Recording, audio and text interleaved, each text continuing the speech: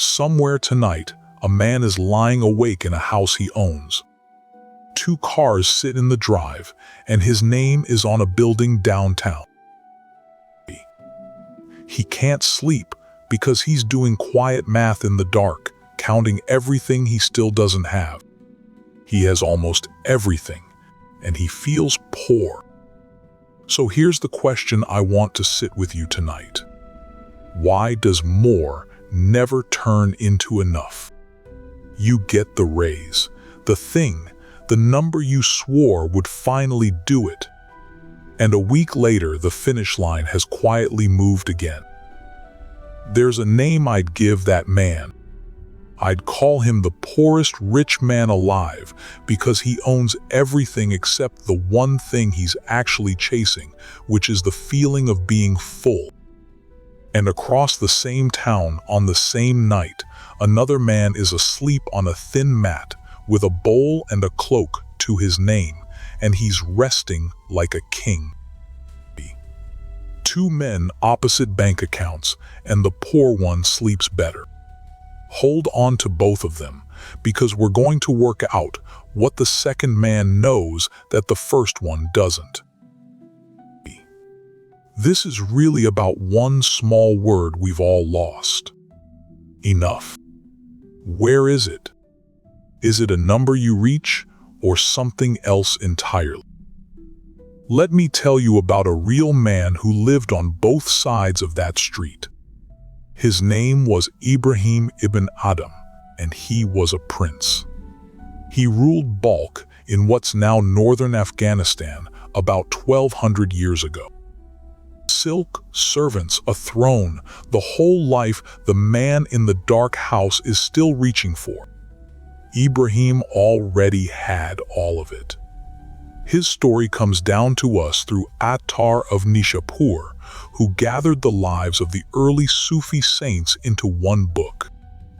One night, the story goes, he heard footsteps on the palace roof.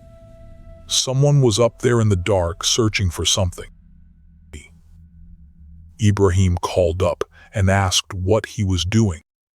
The man answered that he'd lost his camel and was looking for it. Ibrahim laughed at him. Who on earth looks for a camel on a rooftop? And the voice came back down to him, calm and even.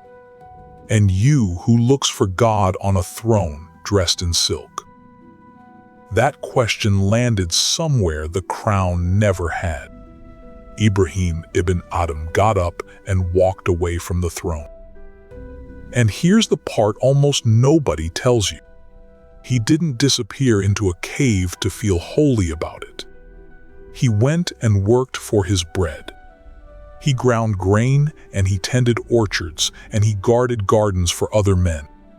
A king who chose to earn his food with his own hands and who refused to beg for a single coin. And that is the piece everyone gets wrong about contentment. We hear the word and we think it means giving up. Settle down, go soft, stop wanting anything at all.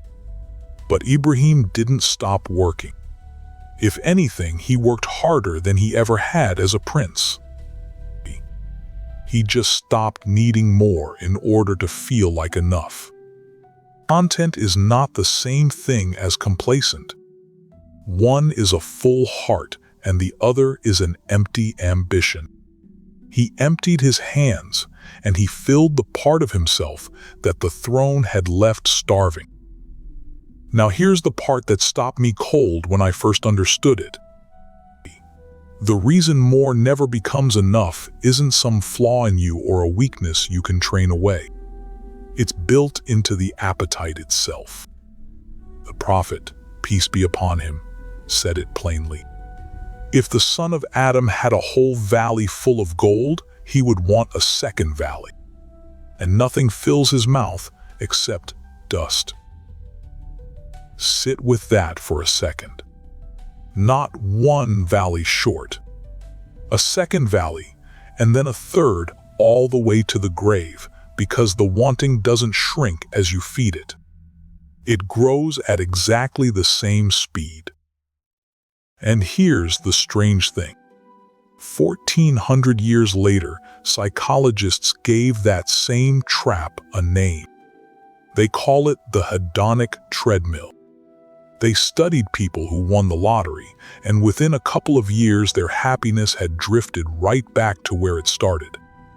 The new house becomes normal. The raise becomes the baseline. So you chase the next one just to feel what the last one gave you for a week. You're running, the ground is moving under you, and somehow you never get anywhere.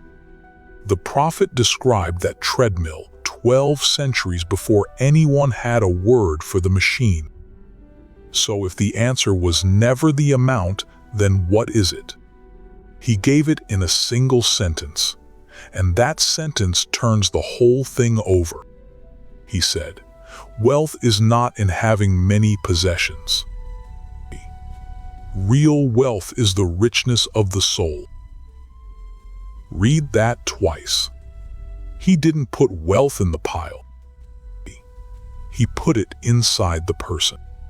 Which means the poorest rich man isn't just a sad mood you fall into on a bad night. He's a real kind of person. Rich hands, poor soul. And the dervish asleep on the mat is his exact opposite. Empty hands and a soul so full that the world has nothing left to add to it. Think for a second about how those two men wake up. The rich one opens his eyes already behind, already owing the day something more than yesterday gave him. The dervish opens his and owes the day nothing, so the whole morning arrives as a gift instead of a bill. Same sunrise over the same town. Two completely different men standing underneath it. The Quran names the same trap in a short chapter called At-Takathur. The very first lines say that competing to have more keeps you distracted until you visit the graves. Until you visit the graves. That's the finish line. The man in the dark house is quietly racing toward while he counts. The pile always stops at the edge of the graveyard every single time. And the man who dies with that second valley still half empty never feels rich for a single day of it. He feels one valley behind, right to the very end. So, what do you actually do with any of this tonight?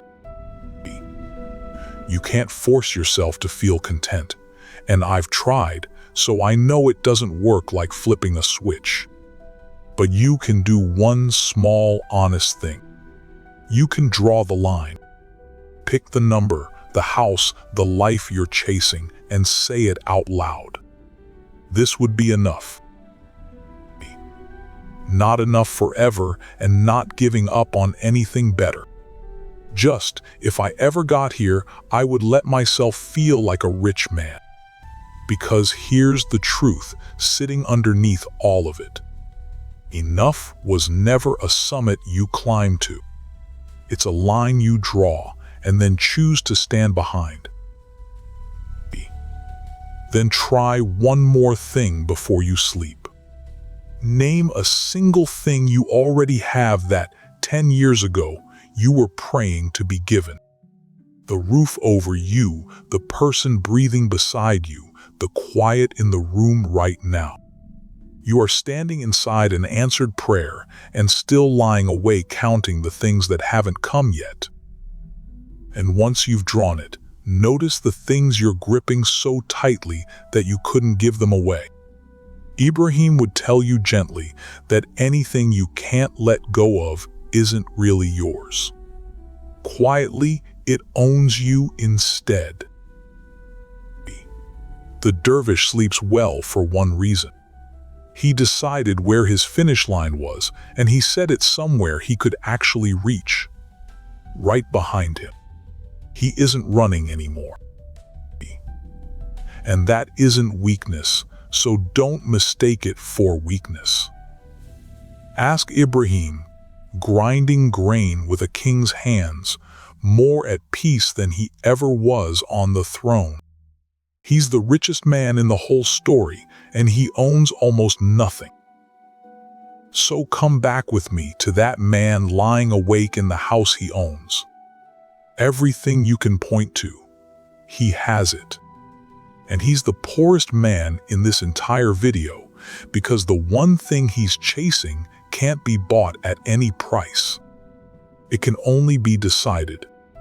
The Prophet put wealth in the soul, not the hand. Which leaves you and me with one quiet question tonight. Not how much do you have, but where do you keep your richness? In the pile that ends at the graveyard, or in the one part of you that no amount of dust can ever fill? Draw your line. And then, maybe for the first time in a long while, sleep like a king.